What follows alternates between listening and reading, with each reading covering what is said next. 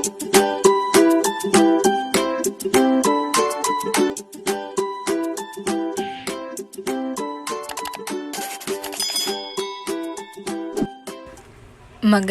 araw! Kamusta na kayo? Ngayon ay tuturuan ko kayo ng bagong aralin sa Araling Panlipunan, ikatlong baitang. Pag-aaralan natin ngayon ang kaugnayan ng kapaligiran sa uri ng pamumuhay ng mamamayan sa lalawigan ng kinabibilangang rehiyon at sa mga lalawigan ng ibang rehiyon. Layunin. Sa araling ito, ikaw ay inaasahan na makapag-uugnay ng kapaligiran sa uri ng pamumuhay ng kinabibilangang lalawigan o lungsod. Makapaglalarawan ng uri ng ikabubuhay ng kinabibilangang lalawigan o lungsod ayon sa kapaligiran.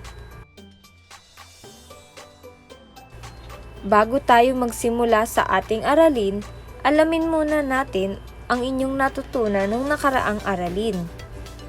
Maaari mo bang tukuyin ang mga hanap buhay sa bawat larawan? Piliin ang tamang sagot sa kahon. Isulat ang sagot sa patlang.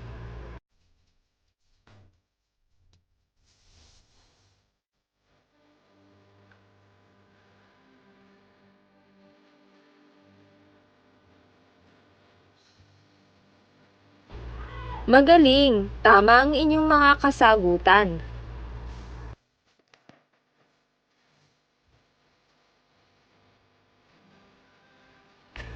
Sagutin ang mga katanungan. Saan kumukuha na ikabubuhay ang mga tao sa inyong lugar? Ano ang kaugnayan ng kapaligiran sa uri ng pamumuhay sa iyong lalawigan? Saang lugar ka nakatira? Anong hanap buhay mayroon ang inyong lugar?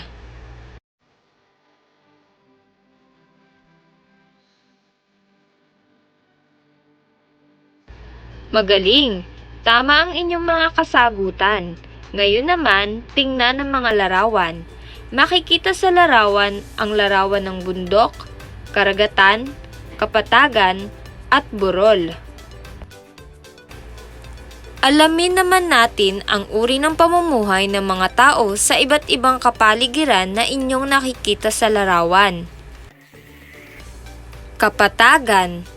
Pagsasaka at pag-aalaga ng hayop ang hanap buhay ng mga taong malapit sa kapatagan. Tulad ng lalawigan ng Nueva Ecija ay ang pinakamalaking kapatagan sa Rehiyon 3. Kaya angkop itong tamna ng mais, tubo, at lalo na ng palay kung saan ito ang pangunahing produkto ng nasabing probinsya.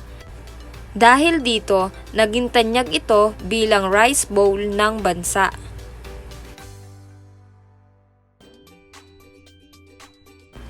Pagmimina, pagkakainin, pagtatanim at pangangaso naman ang hanap buhay ng mga taong nakatira sa kabundukan at kagubatan. Ang mga lugar na maraming bato at luwad ay may hanap buhay na paglililok. Ang lalawigan ng Bataan ay napapaligiran ng tubig pero may isang bahagi ito na nasa lupa. Ang hangganan ng Bataan ay sa gawing hilaga ng lalawigang Pampanga, silangang Zambales, timog ng Look ng Maynila, at sa dakong kanluran ng Dagat Luzon. Pangingisda ang pangunahing hanap buhay at pinagkakakitaan ng mga tao dito dahil sila ay napapaligiran ng tubig. Bagamat walang gaanong likas na yaman ang National Capital Region o NCR, subalit ito ay itinuturing na isa sa pinakamaunlad na ekonomiya sa Pilipinas. Ito ay dahil sa sentro ito ng pamilihan, kalakalan at industriya sa bansa. Ang lungsod ng Maynila ay ang punong lungsod o kabisera ng Pilipinas. Isa ito sa mga lungsod na bumubuo sa NCR. Matatagpuan ito sa baybayin ng Look ng Maynila na nasa kanlurang bahagi ng NCR. Isa ito sa mga sentro ng negosyo at industriya. Ang Maynila ay may tag-init at tag-ulan na panahon. Malapit ito sa Ecuador kaya ang temperatura ay mababa at tumataas kung minsan. Dahil mataas ang halumigmig, nagiging mas mainit ang panahon. Maraming pinanggagalingan ang ekonomiya ng Maynila. Isa na dito ang daungan sa Maynila na siyang pambansang punong daungan o National Chief Fort ng bansa. Mula sa daungan, umusbong ang malalaking kalakalan ng mga produktong tulad ng kemikal, tela, damit, mga elektronikong kagamitan, relo, bakal, gamit na gawa sa katad, iba't ibang klase ng mga pagkain at mga sapatos na maaaring mabili rito. Marami ang nagtitinda ng mga pagkaing tingi, inumin at mga produktong tabako na pangunahing pinagkakakitaan ng mga mamamayan. Sa daungan, nakikipagkalakalan maging sa mga dayuhan ng mga produktong tulad ng tali, plywood, pinong asukal, kopra at langis ng niyog.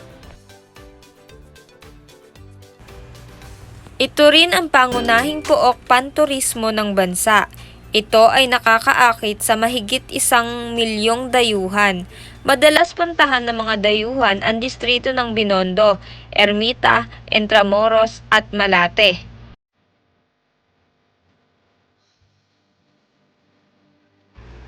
Tandaan, ang kapaligiran ng lalawigan ay malaking kaugnayan sa uri ng pamumuhay ng mga naninirahan dito. Iniaangkop ng mga tao ang hanap buhay sa uri ng kapaligiran ng kinabibilangang rehiyon.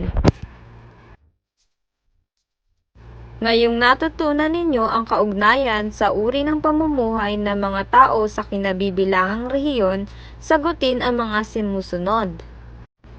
Basahin ang mga sitwasyon. Tukuyin kung anong uri ng hanap buhay ang naaayon sa bawat sitwasyon. Isulat ang sagot sa patlang pagkatapos ng tanong.